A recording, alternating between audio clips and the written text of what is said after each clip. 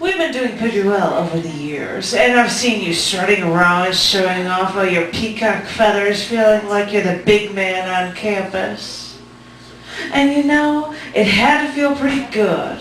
I know what it was like. I'd hold parties, and I'd change from one fancy dress to another, and I'd be the center of attention. I remember a novel release party. My sister came, and I know she likes red rosé wine, and I was standing in the kitchen chatting it up when I saw her approaching. So I turned to the fridge as though wine was there, and as soon as she came over, I just started pouring that bottle to her glass, and she just stared at me and said, "Hey, I was coming over to get some wine," and I said, "I know." And I just kept grinning and talking to other people and having a splendid time. Yeah, I know the feeling, like you own the world, like you're dressed up wearing a red robe and hat and you look like you should be saying, "Where are all of my bitches?" Or like you would take a black convertible out and you'd have the top down and you'd be dressed up in your fancy suit, ready to hold open your car door, just like you would hope any man would in the world. You'd show up at parties in tuxedos that you own. You'd give flowers to a girl that you were smitten with just after you'd met her, just to woo her. You'd go and jet-setting through the whole world, through Europe, visiting China. You were the one on top, weren't you? Well, you always have been. You're the man with the plan. You're the one who lives life to the fullest. You show the world how arrogant you are with your past successes. But, Houston, there's a problem. You might not believe it, but since we've been resting on our laurels all this time, since our fat uncles have been sitting on the couch burping with their cans of beer watching the football game while someone else has been doing all of the cooking and the cleaning for them, well, while we've been sitting there feeling cocky, thinking about how great we are, other countries have been training their students in our schools, and because we've been busy basking in our glory, we've outsourced all of the work we're too lazy to do, and we've trained everyone else to beat us at our own game. Oh, I forgot to mention, we were too busy celebrating our military and business accomplishments that we gave up on training ourselves to stay ahead. Well, we've gotten lazy and taken a break for a while, everyone else has started excelling past us. And now we buy our Japanese technology, and we drive our German cars, and we drink our French water when we're not drinking our French wine. And we get as far away from the United States as we possibly can whenever we take a vacation.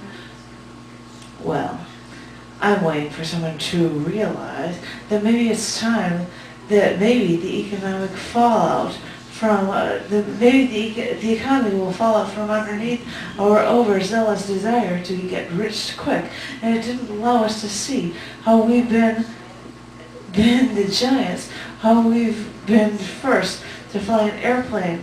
We were the first to land on the moon, and now we're the first in the world with medicine and healthcare. Speaking of healthcare, most people who can't afford it now because we've researched the hell out of our diseases we choose to kill ourselves with. I mean, stats say us North Americans have the highest rates of cancer versus the world. Our kids are fat. We work as many hours, but we still can't keep ahead. And we have this point that we can't afford all the fruits of our labors anymore. Do we bring up ourselves, how do we bring ourselves out of this when we want to get rich quick by suing doctors, forcing them to charge higher prices, driving up the cost of everything? We accomplish what people, we complain when people who are on welfare still on the average own 2 television sets, and every teen in America now seems to expect their own free cell phone. Is it that our standard of living has risen so dramatically that everyone now expects everything handed to them on a silver platter? Do we ask for more without working for more? Teens complain about not getting a job out of school, while their guidance counselors tell them that they might not have a chance.